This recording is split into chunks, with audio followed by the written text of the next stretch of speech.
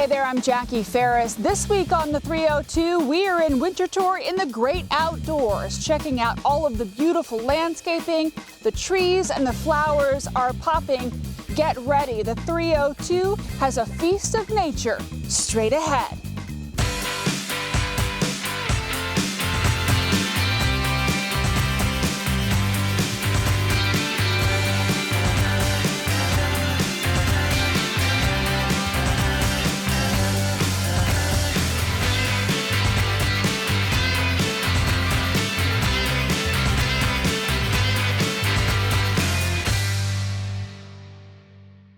Hey everybody, it's a beautiful spring day here at Winterthur.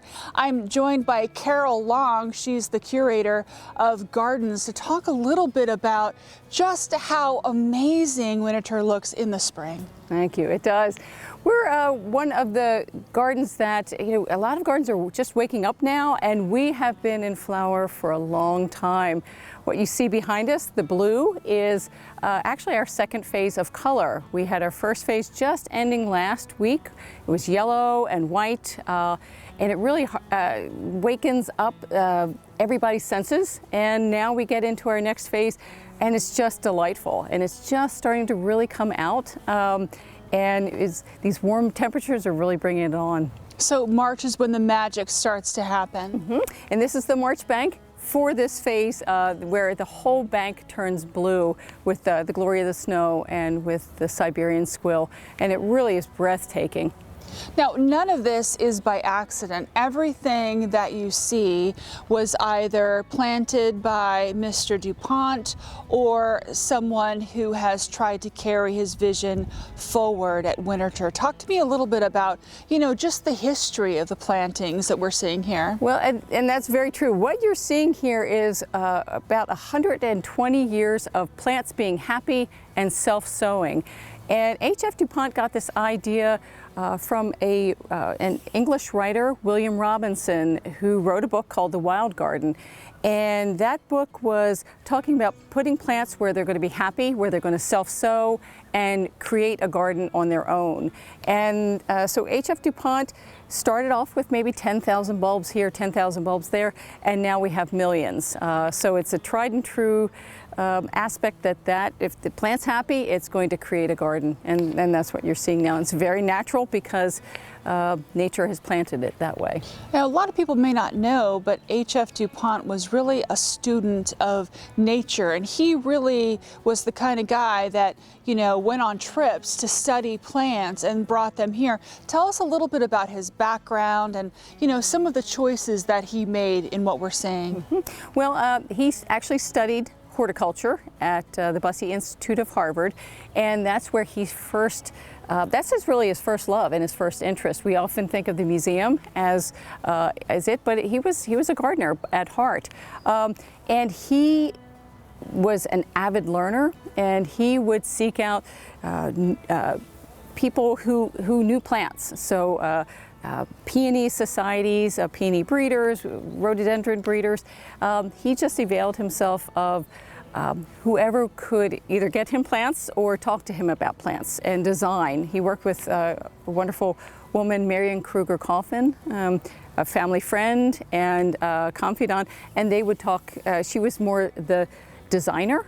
She was one of the first female landscape architects, and they just had this wonderful relationship where they would walk around the garden and just talk design and plants. But what you're seeing behind us here is just, if you read The Wild Garden by William Robinson, mm-hmm. it talks about these certain plants will be happy in a woodland setting, and so H.F. DuPont took that and he created what we see behind us. And it's all very intentional. So when you are, either outside or you are looking out the window, you see something that was planned out, even though it's a self-seeding kind of situation. Yes, yes. And this makes sense. If you think about it, on a cold, blustery day, you don't want to be outside, but if you love plants, you want to see what's flowering. So it's a quick, right from the house, out into the garden and a quick loop back. So it makes sense that the earliest part of the garden would be close to the house. So come back in, you get a hot toddy afterward. It's almost as if H.F. DuPont wanted to create a fantasy world, something like the Wizard of Oz in what we're seeing in this part of the estate. Yeah, we had a landscape designer here, Gary Smith, and he was talking about this area. We're in the box scroll garden where it's very formal, and then when you go through those gates, it's almost like when you go into Technicolor, and it's a very, very formal and then very wild, and it's just a kind of a neat juxtaposition between the two gardens. I'm curious how he would decide to go from the formal to the informal or to the natural, and when that natural kind of gardening style took hold. Was that something, because I know if you look at some of the grounds, they are very structured, but when did the natural reseeding planned garden happen? Well, the formal garden, it makes sense because it's close to the house. Yeah. This box scroll is actually best seen from the library, so through the house, looking down on it. And we tend to have more formal gardening close to the house, and then as you go out, of course the woodlands are right here, and that's not a really good formal setting, so that's when he just decided to have it naturalized a little bit more. But in certain garden areas, there's more structure in some garden areas, such as the sundial gardens, such as the box scroll, but I would never call Winterthur very formal. And even in its formality, there's a certain looseness about it, so that it doesn't look too different from the naturalized garden. Is there a particular influence? I know the DuPonts came from France. They were even, in the French court. Is there an undertone of French gardening, or was he just kind of like beauty is beauty? I think it was more the writings from England. So it's Gertrude Jekyll, William Robinson, much more that naturalistic time period, just coming out of the Victorian area. It was just the trends of that time, yeah. Well, this is just the first segment, and I am so excited to see where we go next, and you'll find out when we return.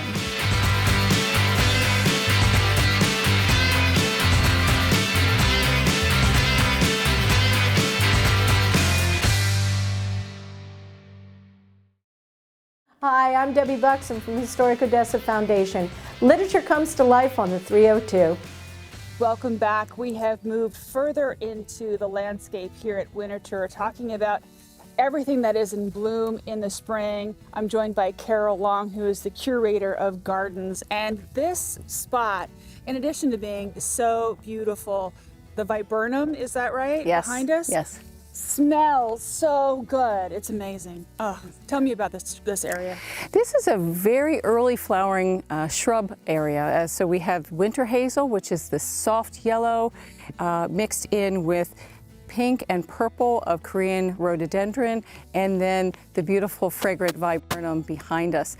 And this, it's unusual to have shrubs that are flowering this early, and that's what makes this special.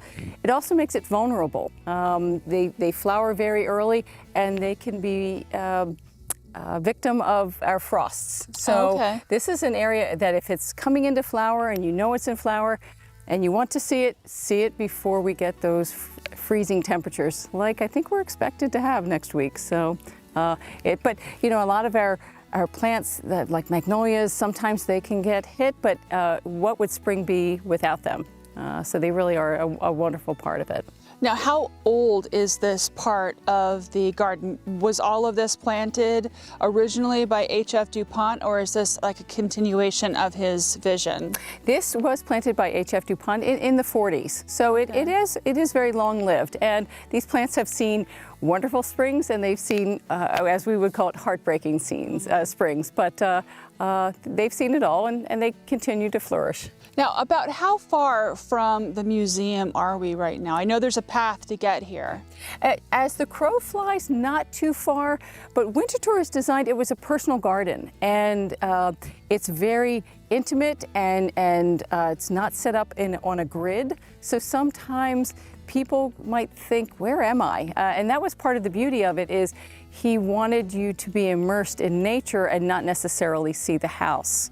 But as wayfinding for people who may have been here for the first time, that could be a little daunting. But as the crow flies, we're not far away at all. Not far.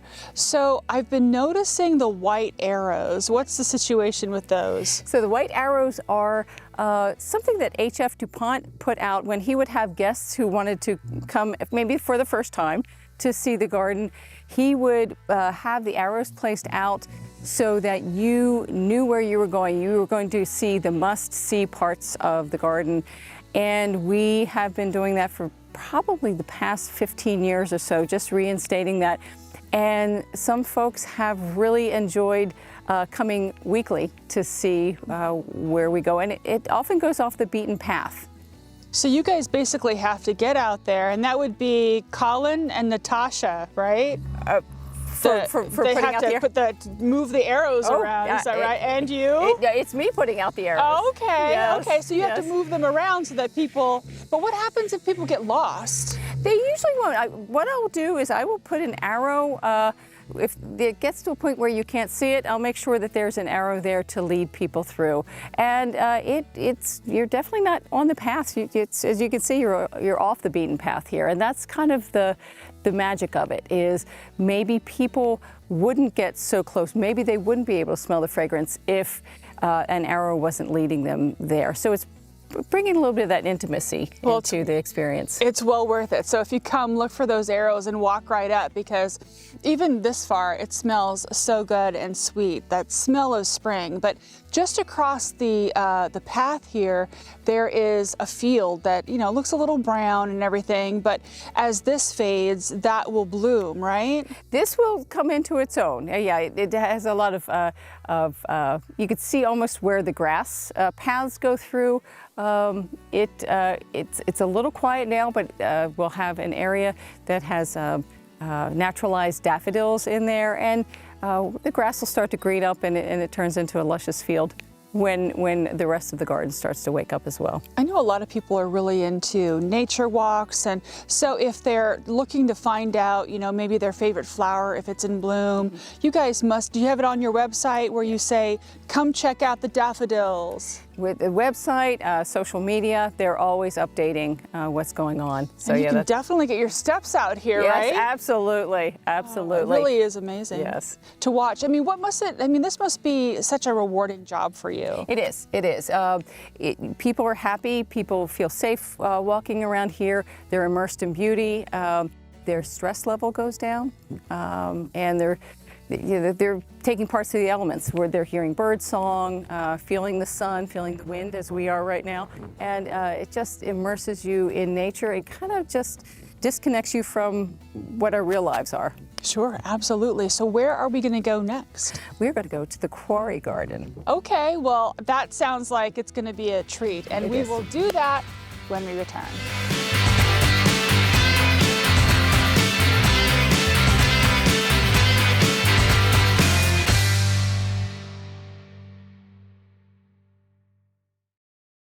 Hi, I'm Kathy Parada with the Delaware Museum of Nature and Science, and I love being here with our live animal friends and with 302. So we have entered the quarry garden. Wow. Yeah, this is amazing. It's pretty fantastic, and people will often ask if this was an actual quarry, but this was handmade by H.F. DuPont. Wow, and there's a little bench over here you can go check out. Let's go sit. Nice shade. Yes. So how is this laid out, and what kind of stone are we talking about here? I'm not sure of the stone. Yeah. It was locally quarried, as most stone is, but it was placed in here lovingly before the bridge was put in, and I'm not sure what was the impetus of it, but there are some natural springs here. So H.F. DuPont created this wonderful niche garden here. The springs provide a nice boggy area for primulas, another one of his loves. So he would grow those plants in there and just enjoy it as another iteration of spring. And it's just really lovely because you've got, is that like a little bit of a stream going through? Yes, yes, all spring fed, and that leads down into the larger ponds, which you can see from the distance, and just adds that nice quality of water in here. It's a favorite of a lot of people because this is a garden area that's intimate. Unlike the acres of azalea woods, this is something that I think that we can understand. This is something that could be in our backyard. I don't know about your backyard, but we all should be so lucky. I know, right? Wow. But you can often see birds, in the little rills of water, and so it's a nice spot, and it's quiet. It's very intimate. Absolutely, I can imagine this is a perfect place if you work at Winterthur to come and have your lunch. Yes, and a lot of people do. People have their favorite benches. We have a lot of members, and members have their specific benches, and a lot of these are in memory of somebody. So it's nice that people can enjoy and be with a loved one that they miss, but they also give the gift for us to be able to sit down here as well. So how do you take care of so many different, areas of landscape? I mean, it must be a constant, I don't want to say chore, but a task to keep on top of what's blooming, what needs to be, replanted. It is. A garden is maintenance, and people who garden love that. And so the folks that work here want to be a part of that annual maintenance, whether it's leaf cleaning or pruning or just doing a little detail work on some of the flowers. Yeah. We're an historic garden, so it's not as if we're planting new things all the time. It's more just maintaining the beauty that was created by H.F. DuPont. So a lot of people, when they come, it would take a couple of days to see it all. Yes. What do you recommend as, okay, you want to check out, the different kinds of beauty, here's where you start? Oh my, I would say springtime. If you have the ability, and that's why I think membership is so important, is coming and seeing it almost once a week in the spring as it unfolds. From the time we open until probably late May, there's always something very dramatic going on. And if you can swing on once a week, I think that would be great. Maybe just pick once a month, which might be more what because you most folks definitely could will do. see something new every time you come once a month. Yeah. And so if you can only go once in April, maybe go early April this year, maybe mid-April next year, late April. So there's always something to see. Absolutely. But it's just beautiful to see it unfold. Now, my yard is not as big as this, but I mean, every time I come and I see something new, because we've been all over, the 302's been all over this property, I see something that I want to incorporate. Do you get a lot of gardeners that say, hey, how did you do this?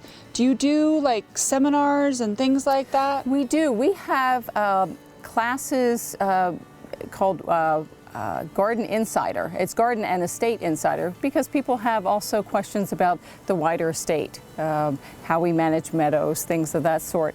And so they can come, the topics are on the website, and see if there's something of interest and come, and they're free for members, so free for guests who are coming in that day. So because the whole point of all of this is to teach people about nature and history and just all the great things that Winterthur has to offer. Yeah, and I think the layout of these gardens are also designed for people who have other lives. They want to do things besides garden, and the naturalistic style of gardening is really good for people who don't want to be working in a garden all day long or have busy lives. Well, it's definitely the perfect place to come if, we're just coming out of the winter, it's spring now, and you want to do something active, put on your sneakers, go for a walk, bring your kids.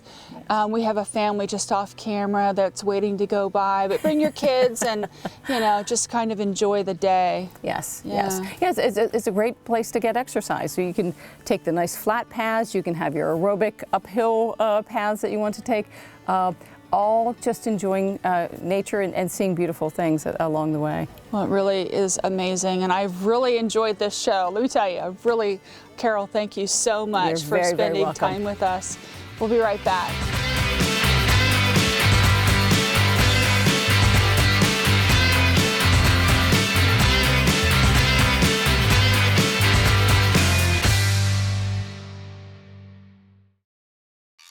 Are you enjoying this walk in the great outdoors? If you visit in person, make sure you snap a few pictures and share it with us on Facebook. Now, here's a couple of other things you might want to check out.